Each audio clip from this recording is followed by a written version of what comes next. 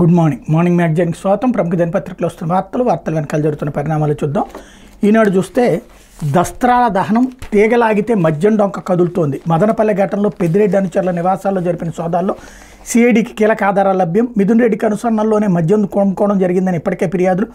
జే ట్యాక్స్ను ముఖ్య నేతకు చేరవేయడంలో ప్రధాన పాత్రధారన్న విమర్శలు. తాజాగా లభ్యమైన సమాచారంతో మరింత లోతుగా కూపిలాగుతున్న సిఐడి మదనపల్లి సబ్ కలెక్టరేట్లో దస్త్రాల దహనం తీగలాగుతుంటే మద్యం కుంభకోణం డొంక కూడా కదులుతోంది. ఈ కేసు దర్యాప్తులో భాగంగా సిఐడి బృందాలు మాజీ మంత్రి పెద్దిరెడ్డి రామచంద్రారెడ్డి ప్రధాన అనుచరుడైన వి మాధవరెడ్డి, పిఎస్ శశికాంత్ నివాసాల్లో తనిఖీలు నిర్వహించాయి.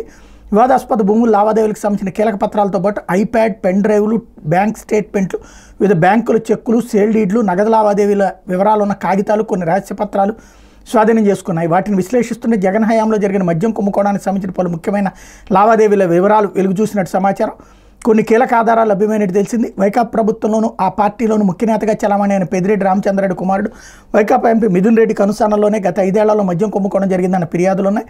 తాజాగా పెద్దిరెడ్డి అనుచరులు సన్నిహితుల ఇళ్లలో నిర్వహించిన తనిఖీల్లో మద్యం కుంభకోణం లావాదేవీలు బయటపడిన నేపథ్యంలో వాటిపైన సిఐడి మరింత లోతుగా కూపీలాగుతోంది. మద్యం సరఫరా కంపెనీలతో సంప్రదింపులు జరపడం, తాము అడిగినంత కమిషన్ చెల్లించేందుకు అంగీకరించిన వారికే సరఫరా ఆర్డర్లు ఇచ్చేలా చూడటం, వారి నుంచి వసూలు చేసిన జే ట్యాక్స్ను బిగ్ బాస్ని ఎక్కి చేర్చడంలో మిథున్ రెడ్డి ప్రధాన పాత్ర పోషించారన్న ఫిర్యాదులోనే వైకాపా హయాంలో ఐటీ సలహాదారుగా పనిచేసిన కసిరెడ్డి రాజశేఖర రెడ్డిని తెర ముందు పెట్టుకుని మొత్తం అక్రమ దందా నడిపించారన్న విమర్శలు ఉన్నాయి. ఎన్నికల ఫలితాలు వెలువడిన రోజునే కుంభకోణంలో పాత్రధారిన అధికారులందరితో టెలికాన్ఫరెన్స్ నిర్వహించి ఆధారాలను ధ్వంసం చేయాలని, దాని ఆనవాళ్లే లేకుండా చేయాలని ఆదేశించినట్టు సమాచారం అంటూ మొత్తం ఊహాజనితంగా ఒక కథలు వేశారు. దాన్ని జరిగిపోయినట్టు రాసుకొచ్చారు. హెడ్డింగ్ చూస్తే మొత్తం కదిలిపోయింది, ఏదో తెలిసిపోతుంది అన్నటువంటిది ఉంది. వార్త చదివితే ఏమర్థమవుతుంది? ఇది ఊహిస్తున్నారు అంతే. ఎవడైనా డబ్బులతో తీసుకునేవాడు బ్యాంకుల్లో స్లిప్పులు పెడతాడా? చెక్కులు ఉంటాయా? వాటిట్లో రాసుకుంటారా? చెక్కుల్లో పెట్టుకుంటారా? బ్యాంకుల్లో పెట్టుకుంటారా? బ్యాంకులో పెట్టుకుంటే చట్టబద్ధం అవుతుంది, కానీ ఇంకేముంటుంది? అవి పుచ్చుకుని ఏం చేస్తారు? ఇప్పుడు బ్యాంకుల్లో చూసుకుని డబ్బులు ఇట్లా ఇచ్చారు అని చెప్పేసి దాన్ని క్యాష్ పట్టుకుంటే అది ఒక అర్థం ఉంటుంది. ఇదిగో మద్యానికి సంబంధించింది పట్టుకున్నారు అన్నటువంటి. మదనపల్లి ఫైల్స్ ఫెయిల్ అయ్యింది.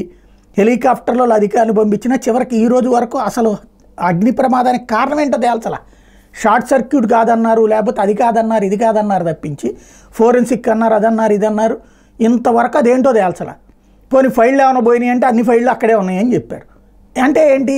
ఒక భయాందోళనలు సృష్టించేసి ఏదో వీళ్ళు చేసేస్తున్నారు అని కాదు, వాళ్ళకి భయాందోళన సృష్టించి మిమ్మల్ని అందరూ లోపలేసేస్తామని భయపెట్టడానికి వాడారు. చివరికి ఏమీ తేలక అది అక్కడే ఉండిపోయింది. దాని నుంచి డైవర్ట్ చేయడానికి ఇప్పుడు అక్కడ ఇంకెయ్యో దొరికిపోయినాయి అన్నటువంటి ఒక విచిత్ర ప్రచారాన్ని తప్పించి ఏమీ కనిపించట్లేదు. ఈ వార్త చూస్తుంటే ఏదైనా దొరికితే ఇదిగో ఈ ఆధారం దగ్గర చూస్తే కనుక ఇదిగో ఇంత డబ్బులు ఇచ్చారంట అన్నటువంటిది అదేమీ లేకుండానే ప్రస్తుతానికైతే రాశారు. భవిష్యత్తులో ఏమన్నా ఇది క్రాస్ చెక్ చేస్తున్నటువంటి సందర్భంలో వీళ్ళు ఏమైనా బయట పెడతారా ఏంటనేది చూడాల్సి ఉంది. లేకపోతే సిబిఎస్ఈ విద్యార్థుల సామర్థ్యాలు డమాల్. అంతర్గత మదింపు పరీక్షల్లో విస్తుపోయే ఫలితాలు. ఆంగ్లంలో 77%, లెక్కల్లో 72% మంది ఫెయిల్. సైన్సు, సోషల్లో సుమారు 63 మందిది ఇదే పరిస్థితి. ప్రణాళిక లేకుండా సిబిఎస్ఈని రుద్దిన పర్యవసానం. ఏడాది 10వ తరగతి పరీక్షల్లో రాష్ట్ర విధానానికి ప్రభుత్వం మొగ్గు అన్నటువంటి వార్తని హైలైట్ చేశారు. దీన్ని బట్టి ఏమర్థమవుతుంది? సిబిఎస్ఈని ప్రభుత్వ పాఠశాలలో తీసేస్తున్నారు అంటే ఇక మళ్ళీ ప్రైవేట్ స్కూళ్ళల్లో మాత్రమే చదవాలి, గవర్నమెంట్ స్కూళ్ళల్లో ఉండదు. బలవంతంగా రుద్దారు. ఎవరక్కడ పాఠాలు చెప్పేది? టీచర్లే కదా. టీచర్లకు రాదా? వాళ్ళు ఏమన్నారు? మేము ఏ మీడియమైనా చెప్పగలం, ఏదైనా చెప్పగలమన్నారు. వాళ్ళు మరి ఇదే టీచర్లు వెళ్ళి ప్రైవేట్ స్కూళ్ళల్లో ఎట్లా చెప్పగలుగుతున్నారు? ఇక్కడ మాత్రం ఎందుకు చెప్పలేరు? ఇక్కడ ఎందుకు చెప్పట్లేదు అనేది అది కదా చూడాల్సింది. ఇంకోటి, ఇది ఆగస్టు నెల, సెప్టెంబర్, అక్టోబర్, నవంబర్, డిసెంబర్, జనవరి, ఫిబ్రవరి, మార్చి 7 నెలలు. 7 నెలల ముందు కూడా నువ్వు ప్రిపేర్ చేయకపోతే ఇంకెప్పుడు ప్రిపేర్ చేస్తావు సిబిఎస్ఈని? పోనీ ఈ ఏడాది కాదు వచ్చే ఏడాది పెడతామని ఏమైనా చెప్తారా? ఓవరాల్గా మళ్ళీ డబ్బున్నటువంటి వాడికే ఇంగ్లీష్ మీడియం చదువులు, మిగతా వాళ్ళందరికీ స్టేట్ సిలబస్లతో కూడిన నార్మల్ చదువులు అన్నటువంటి స్టేజ్కి తీసుకొస్తున్నారు. అదేమంటే ఫెయిల్యూర్. ఎస్, కరెక్ట్, అదే కదా. ఇక్కడ 30% మంది బాగుపడ్డారు. ఇప్పుడు ఆ 30% మంది బ్రతుకులు మళ్ళీ తీసుకెళ్ళి పాత స్టేజ్కి తీసుకెళ్ళడమే కదా. అంతకుముందు ఒకేసారి జీవితాలు మారిపోతాయా? ఖచ్చితంగా మార్పు అన్నటువంటిది ఆరంభించిన తర్వాత ఆ మార్పును నాశనం చేయడం ఎంతవరకు రైటు?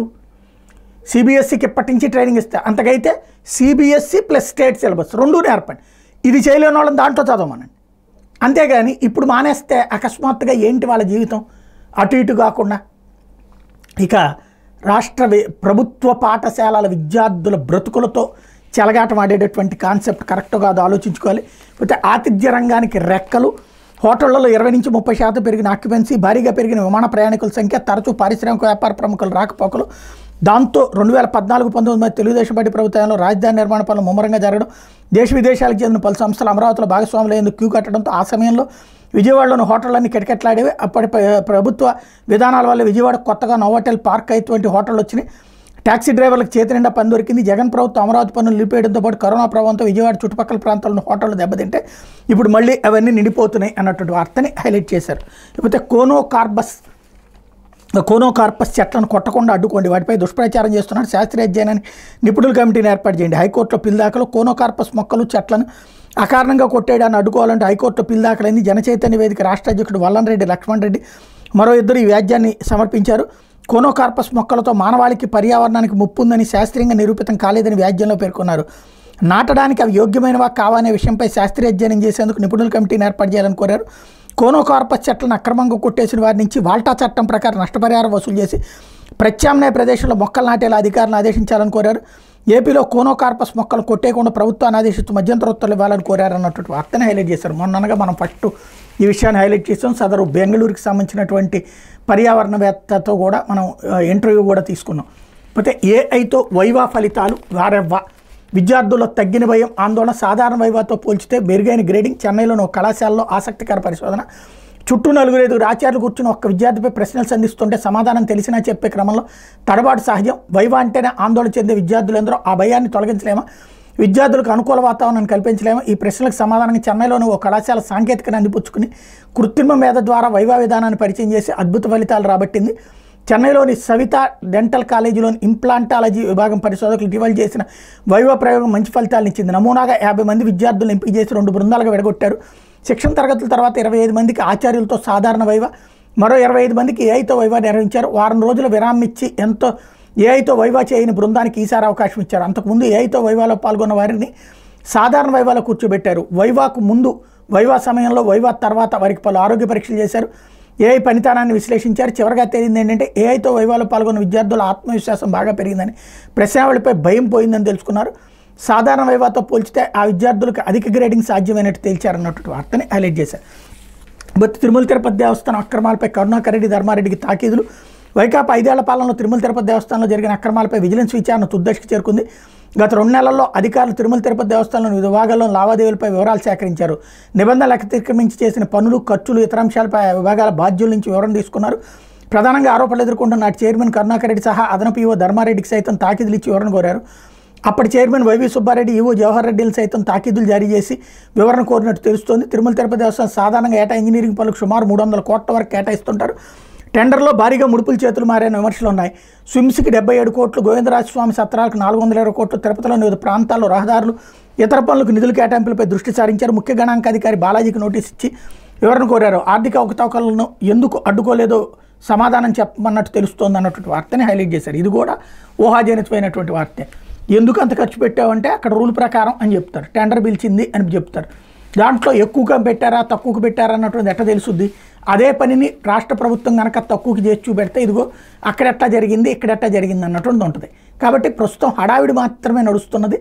వాస్తవం ఏంటన్నటువంటిది ఫైనల్గా యాక్షన్ అప్పుడు తప్పించి తెలియదు. లేకపోతే దొంగ వాహనాలు ఇచ్చి గంజాయి తెచ్చి పిల్లలతో విక్రయాలకు పాల్పడుతున్న ముఠా 3 పిల్లలతో సహా 11 మందిని అరెస్ట్ చేసిన నార్కోటిక్ సెల్ ప్రతినిధులంటూ ఖరీదైన ద్విచక్ర వాహనాలను చోరీ చేసి వాటిని ఒడిశాలోని గిరిజనులకు ఇచ్చి ప్రతిగా గంజాయి తెచ్చుకుంటున్న వ్యవహారం వెలుగులోకి వచ్చింది. ఇలా తెచ్చిన గంజాయిని పొత్తాలుగా కట్టి పిల్లలతో విజయవాడలో విక్రయించే ముఠాను బెజవాడ యాంటీ నార్కోటిక్ సెల్ పోలీసులు పట్టుకున్నారు. 3 పిల్లలు సహా 11 మందిని అరెస్ట్ చేశారన్నట్టు వార్తని హైలైట్ చేశారు. అట్లాగే విజయనగరం, అనకాపల్లి జిల్లాలో 1362 కిలోల గంజాయిని స్వాధీనం చేసుకున్నారు. లారీ క్యాబిన్లో కూరగాయల మాటను తరలిస్తుండగా గుర్తించారన్నట్టు వార్తని హైలైట్ చేశారు. లేకపోతే సాక్షి వచ్చేటప్పటికి నగదు బదిలీ, అన్ని నియోజకవర్గాల్లో కీలక పోస్టులకు అన్ని బేరం పెట్టిన కూటమి నేతలు, ఎమ్మెల్యేల సిఫార్సుతో ఉద్యోగులకి 0 సర్వీస్ బదిలీలు. విజయవాడ పట్టణ సబ్ రిజిస్ట్రార్ పోస్టుకు 2 కోట్లు, తిరుపతి రూరల్ తహసీల్దార్ పోస్టుకు 2 కోట్లు, కర్నూలు ఆర్డీఓ పోస్టుకు 1 కోటి, శ్రీ సత్యసాయి జిల్లాలో సీఐ పోస్టుకు 50 లక్షల. ఇలా డిమాండ్ను బట్టి ఉద్యోగుల బదిలీలకు కూటమి ప్రజాప్రతినిధులు రేట్ ఫిక్స్ చేశారు. అధికారంలోకి వచ్చినప్పటి నుంచి అడ్డగోలుగా దోచుకోవడంపైన దృష్టి పెట్టిన కూటమి నేతలు ఏ చిన్న అవకాశాన్ని వదలడం లేదు. చివరికి సచివాలయ ఉద్యోగుల బదిలీలకు సిఫార్సు చేసేందుకు కూడా 1,00,000 వసూలు చేయాలని నిర్ణయించారు. తాము చెప్పినంత ఇస్తే నిబంధనలు సైతం పట్టించుకోకుండా 0 సర్వీస్ బదిలీలు కూడా చేయిస్తామని భరోసా ఇస్తున్నారు. మామూలు ఇవ్వని వారిని, తమకు నచ్చని వారిని మారుమూల ప్రాంతాలకు పంపిస్తున్నారన్నటువంటి వార్తని హైలైట్ చేశారు. ఇది కూడా అభూత కల్పనలతో కూడినటువంటిది. ఒక ఎమ్మెల్యే తన ఏరియాకు ఒక అధికారిని తెచ్చుకున్నాడంటే అతని ద్వారా సంపాదించుకోవాలనుకుంటాడు, లేదా తన మాట వినే అధికారి కావాలనుకుంటాడు. అతని నుంచి లంచాలు ఎందుకు ఆశిస్తాడు? ఒకవేళ అయితే గీత కింద ఉన్నోడు ఎవడన్నా తినాలి, ప్రాక్టికల్గా అది. బట్ వీళ్ళు ఊహాజనితంగా ఒకటి కథ అల్లేశారు. ఒకప్పుడు వీళ్ళ మీద ఎట్లాగే రాశారు ఆంధ్రజ్యోతి ఈనాడు, కాబట్టి ప్రతీకారంగా రాసినట్టుంది తప్పించి ఇందులో వాస్తవికత అన్నటువంటిది కనిపించట్లేదు. ఇకపోతే ఒక్కో ఎంబీబీఎస్ సీట్కి 4 పోటీ. రాష్ట్రంలో 3,856 కన్వీనర్ కోటా సీట్లకు డిమాండ్. మొత్తం 13,850 మంది విద్యార్థులు దరఖాస్తు. యాజమాన్య కోటాకు 4,136 దరఖాస్తులు. గత ఏడాదితో పోలిస్తే పెరుగుదల. 2-3 రోజుల్లో మెరిట్ జాబితా. ఇప్పటికే ఏఐక్యూ తొలి విడత కౌన్సిలింగ్ పూర్తన్నటువంటి వార్తని హైలైట్ చేశారు. లేకపోతే ఫైళ్లు తగలబెడుతున్నారంటూ దుష్ప్రచారం, ఉద్యోగులు వేధిస్తున్నారు. ఏపీఆర్ఎస్ఎన్ఏ అధ్యక్షుడు బొప్పరాజు మదనపల్లి ఘటన తర్వాత ఉద్యోగులు వేధిస్తున్నారని దోషులుగా చూపించే ప్రయత్నం చేస్తున్నారు. ఏపీ రెవెన్యూ సర్వీసెస్ అసోసియేషన్ అధ్యక్షుడు బొప్పరాజు వెంకటేశ్వర వాపోయారు. పనికిరాని కాగితాలు తీసేస్తే ఫైళ్లు తగలబెడుతున్నారని దుష్ప్రచారం చేస్తున్నారు, ఆవేదన వ్యక్తం చేశారన్నటువంటి వార్తని హైలైట్ చేశారు. లేకపోతే వైద్యుల రక్షణ బాధ్యత రాష్ట్రాలదే, వారిపై దాడులు అత్యంత అమానవీయం, వ్యవస్థలోని లోపాలను సరిదిద్దాలి, ఆసుపత్రిలో ప్రత్యేక బడ్జెట్తో కూడిన పోలీసు వ్యవస్థ అవసరం, వైద్యులు భయంతో పనిచేయాల్సిన పరిస్థితి ఉండకూడదు. సాక్షితో కేంద్ర ఆరోగ్య శాఖ మాజీ కార్యదర్శి సుజాతారావు ఇంటర్వ్యూని హైలైట్ చేశారు. మరి కౌలు రైతుల ముసుగులో దోపిడీకి స్కెచ్, ఆర్సీల కోసం సిబ్బందిపై టీడీపీ నేతల ఒత్తిళ్లు, పెట్టుబడి సాయంతో పాటు సంక్షేమ ఫలాలపై కన్ను, రికార్డు స్థాయిలో కార్డులు జారీ, 3వ వంతు బోగస్సే. గత 5 ఏళ్లు సజావుగా సాగిన పంట హక్కు సాగుదారుల పత్రాలు సీసీఆర్సీ జారీ ప్రక్రియలో ఏడాది పెద్ద ఎత్తున అవకతవకలు చోటు చేసుకుంటాయి. ప్రతి రైతుకి 20,000 చొప్పున ఇస్తామన్న పెట్టుబడి సాయంతో పాటు ఇతర సంక్షేమ పథకాల లబ్ధిని కాజేయడమే లక్ష్యంగా కౌలు కార్డుదారులను అధికార టీడీపీ నేతలు కాజేస్తున్నారు. కనీసం సెంటు భూమి కూడా లేని వారితో పాటు సాగుకు దూరంగా ఉండే టీడీపీ కార్యకర్తలు సైతం సీసీఆర్సీ కార్డులు పొందుతున్నారన్నటువంటి వార్తని హైలైట్ చేశారు. అయితే మన వాళ్ళ పొదుపు శక్తి పెరిగింది. గత 5 ఏళ్లలో రాష్ట్రంలో పెరిగిన బ్యాంక్ డిపాజిట్లు. 5 ఏళ్ల క్రితం సగటు డిపాజిట్ 32,775, 2024లో 47,273, సగటున 14,498 రూపాయలు పెరుగుదల. 2023లో ఆర్థిక సంస్థల్లో భారత కుటుంబాల పెట్టుబడి 29.7 లక్షల కోట్లు, బ్యాంక్ డిపాజిట్లు 9.92 లక్షల కోట్లు, పీఎఫ్ నిధులు 6.26 లక్షల కోట్లు. దేశవ్యాప్తంగా డిపాజిట్ల పెరుగుదలపై ఎస్బీఐ రీసెర్చ్ నివేదిక చెప్పింది అన్నటువంటి వార్తని రాశారు. అంటే అది జగన్ హయాంలో జరిగింది అన్నట్టు. లేకపోతే ఈవీఎంలు ఇక్కడ, తాళాలు ఎక్కడ అన్నటువంటి మరొక వార్తని హైలైట్ చేశారు. ఈవీఎంల పనితీరుపై దేశవ్యాప్తంగా సందేహాలు వెలువెత్తుతుండగా వాటిని నివృత్తి చేసి పారదర్శకంగా వ్యవహరించాల్సిన ఎన్నికల యంత్రాంగం మరిన్ని అనుమానాలకు తావిచ్చలు వ్యవహరిస్తోంది. తాజాగా విజయనగరం జిల్లా నెల్లిమర్లోని ఈవీఎంలు గోదాం వద్ద జరిగిన హైడ్రామా దీనికి నిదర్శనం. ఈవీఎంలు భద్రపరిచిన గది తాళాన్ని తెరిచిన అధికారులు ఈవీఎంలోని ట్రంక్ పెట్టి తాళం చెవి మాత్రం దొరకలేదని తాపిగా చెప్పడంతో దాదాపు 2-3 గంటల పాటు గందరగోళం నెలకొంది. అన్ని చోట్ల గాలించి ఎట్టకేలకు తాళం చెవి తెచ్చే వరకు ఈవీఎంలు గోదాం వద్ద కలెక్టర్ తన బృందంతో కలిసి పడిగాపులు గాకి తప్పలేదు. సార్వత్రిక ఎన్నికల్లో వినియోగించినటువంటి ఈవీఎంల బ్యాటరీ స్టేటస్, ఎన్నికల్లో వినియోగించిన ఈవీఎంలు వీవీప్యాట్లలో ఓట్ల స్లిప్పులు లెక్కించి సరిపోల్చాలని కోరుతూ విజయనగరం లోక్సభ వైఎస్ఆర్సీపీ అభ్యర్థి మాజీ ఎంపీ బెల్లాన చంద్రశేఖర్, గజపతినగరం అసెంబ్లీ నియోజకవర్గం వైఎస్ఆర్సీపీ అభ్యర్థి మాజీ ఎమ్మెల్యే బొత్స అప్పలనరసయ్య ఎన్నికల కమిషన్కి ఫిర్యాదు చేయడం తెలిసిందే. ఆ నేపథ్యంలో జరిగినటువంటి తంతు ఇది అన్నటువంటి వార్తను హైలైట్ చేశారు. ఇందులో ఏ అవకతవక బయటపడలేదు, జస్ట్ ప్రచారం మాత్రమే నడుస్తుంది. లేకపోతే ఆంధ్రజ్యోతి, సీఎం భద్రత గాలిలో దీపమా, బాబుకు కేటాయించిన హెలికాప్టర్పై సందేహాలు, ముంబై నుంచి వస్తూ పూణే వద్ద కుప్పకూలింది. నిబంధనల ప్రకారం 10 ఏళ్ల కంటే ఎక్కువ సర్వీస్ ఉన్న దాన్ని అద్దెకి తీసుకోరాదు. అయినా 2008 మోడల్కి అనుమతి. ఏవియేషన్ అధికారుల నిర్లక్ష్యంపై విమర్శలు. హెలికాప్టర్ పనితీరు అంచనాలో నైపుణ్యలేమి, తక్కువ ఎత్తులోంచి కూలిన పూర్తిగా ధ్వంసం. చంద్రబాబు ఉన్నప్పుడు జరిగి ఉంటే నేను నా వీడియోలు ఫాలో అయ్యేవాళ్ళు. నిన్న నేను ఇదే వార్తని చెప్పా. మొన్న 2 రోజుల నుంచి నేను దీన్ని హైలైట్ చేస్తూ వచ్చా. ఒకటి పూణే దగ్గర కూలిందని, ఆ కూలిన రోజున ఫోటోలు హైలైట్ చేశా. ఆ 2వ రోజున అదేమో వాళ్ళు ఏమీ కాదన్నారన్నటువంటి వార్తని టచ్ చేశాను. ఆ తర్వాతన అది లేదు చంద్రబాబు కోసమే వస్తున్నదే అన్నటువంటి విషయాన్ని హైలైట్ చేశాను. అధికారులు ఎవరో మోసం చేసినట్టున్నారు, చంద్రబాబు ప్రాణాలతో చెలగాటమాడుతున్నారు, ఎవడో కాంట్రాక్ట్ ఇచ్చారట, ఆ కాంట్రాక్టర్ ఎవడో కానీ పెద్ద దొంగ అయి ఉంటాడు, తెలుగుదేశం అభిమానికే ఇస్తారు కాంట్రాక్ట్, కానీ వాడు ఇక్కడ భద్రత గురించి పట్టించుకోలేదు, చంద్రబాబు భద్రత గురించి అన్నటువంటిది నిన్ననే నేను ఒక వీడియో పోస్ట్ చేశాను. ఇవాళ దాన్ని ఆంధ్రజ్యోతి క్యారీ చేసింది. లేకపోతే ఊరికో భూబకాసురుడు అన్నటువంటి వార్తని హైలైట్ చేశారు. ఫిర్యాదుల్లో 60% వైసీపీ కబ్జాలపైనే అధికారం అన్న చూసుకుని చెలరేగిన వైసీపీ నాయకులు బెదిరించి మరీ భూదోపిడి. 5 ఏళ్ల జగన్ పరిపాలనలో భూ కబ్జాలపై జనం ఆక్రందన. అప్పట్లో భయంతో బిక్కు. ఇప్పుడు కూటమి సర్కారు ధైర్యంగా ఫిర్యాదుల పరంపర. పరిష్కారానికి సర్కారు సిద్ధం. సెప్టెంబర్ 2 నుంచి రాష్ట్రంలో రెవెన్యూ సదస్సుల నిర్వహణ. ప్రజలకు ఊరట్నిచ్చేలా నిర్ణయాలు అన్నటువంటి వార్తని హైలైట్ చేశారు. ఇప్పుడు జగన్ సిబిఎస్ఈ ఫెయిల్ అంటూ ఇక్కడ కూడా రాసుకొచ్చారు. టోటల్గా సిబిఎస్ఈ తీసేయబోతున్నారు అన్నటువంటి విషయాన్ని హైలైట్ చేశారు. ఇకపోతే సొంత వాళ్ళకు స్వర్గం ప్రత్యర్థులకి నరకం అంటూ విపక్ష నేతలపై కక్ష తెచ్చుకునేందుకు జైళ్లు, కనీస సౌకర్యాలు అందకుండా నరకయాతన, రాజమహేంద్రలో బాబుకు సహాయకుడే లేడు, 70 ఏళ్ల వయసుకు గౌరవం ఇవ్వని దారుణం, నాడు వివేక హత్య కేసులో దేవిరెడ్డికి మాత్రం 3 హెల్పర్లు, జైలు ఆసుపత్రిలో ప్రత్యేక గది, అక్కడికే స్నాక్స్, గంటలు ఫోన్లలో ముచ్చట్లు, ఏకంగా కడప సెంట్రల్ జైలు ఆయన గుప్పెట్లోకి రేంజ్ డీఐజీని బదిలీ చేయించిన వైను, విచారణ చేస్తే మరిన్ని అక్రమాలు వెలుగులోకి అన్నటువంటి వార్తని హైలైట్ చేశారు. లేకపోతే మిస్టరీ లవ్ స్టోరీ అంటూ ఎన్నికల ముందు జరిగిన తతంగం, ముంబై నటితో వైసీపీ నేత చట్టాపట్టాలు, ఆపై చీటింగ్ చేసిందంటూ ఫిర్యాదు, ఆగమేఘాలపై ముంబైకి పోలీసులు, నటితో పాటు తల్లిదండ్రులు అరెస్ట్, వాళ్ళంతా 14 రోజులు బెజవాడ జైల్లోనే, పెళ్లి ఊసెత్తబోమని రాసిచ్చాక కేసు క్లోజ్. ఇదే ఎపిసోడ్లో మరో ఇండస్ట్రియలిస్టు, ఆయనపై అంతకుముందు ఆ నటి రేప్ కేసు, ఇక్కడ అరెస్ట్ తర్వాత ఆ కేసు వాపస్ అన్నటువంటి వార్తని హైలైట్ చేశారు. ఈ వ్యక్తిత్వ హననాలకు సంబంధించినటువంటి అంశం ఇది నిన్నటి నుంచి కావాలని, అంటే రోజుకి ఒక్కొక్కటి క్యారెక్టర్ని, ఇప్పుడు అసలు విషయాల నుంచి ప్రజలు డైవర్ట్ కావాలంటే కొత్త విషయాలు తీసుకురావాలి. అది వ్యక్తుల క్యారెక్టర్ అసాసినేషన్. ఒకరోజు అనంతబాబు గురించి ఏమైనా కంప్లైంట్ చేసిందా, అనంతబాబే నష్టపోయాడు అన్నటువంటిది నిన్న బయటకు వచ్చినటువంటి విషయం. అతనే డబ్బులు కట్టుకున్నాడంట. మొన్న ఎవడైతే ఎంపీడీఓ ఎలా మోసపోయాడో అట్లాంటి ఇష్యూ. ఇప్పుడు దాన్ని డైవర్ట్ చేసేస్తూ, అంటే అట్లాంటి ఇష్యూస్ని తీసుకొచ్చి హైలైట్ చేస్తూ అసలైనటువంటి ఇప్పుడు సిబిఎస్ఈ రద్దు చేసేస్తున్నారు, అంటే పిల్లల జీవితాలతో చెలగాటపడుతున్నారు. అట్లాంటి అంశాన్ని డైవర్ట్ చేసేటటువంటి వ్యవహారం చేసుకొస్తున్నారు తెలివిగా. లేకపోతే వైసీపీ పాలనలో వ్యవస్థలన్నీ అస్తవ్యస్తం, మున్సిపల్ పట్టణాభివృద్ధి సంస్థల ఖజానాలను ఖాళీ చేసిన జగన్ దారికి తెచ్చేందుకు సమయం పడుతుంది, టీడీఆర్ బాండ్లపై విచారణ జరుగుతుంది, ఇకపై అన్ని అనుమతులను ఆన్లైన్లోనే 13న మరో 75 క్యాంటీన్లు మంత్రి నారాయణ స్టేట్మెంట్ కూడా ఇక్కడ హైలైట్ చేశారు. ఇది దినపత్రికలో వచ్చినటువంటి వార్తల వెనకాల జరుగుతున్నటువంటి పరిణామాలు.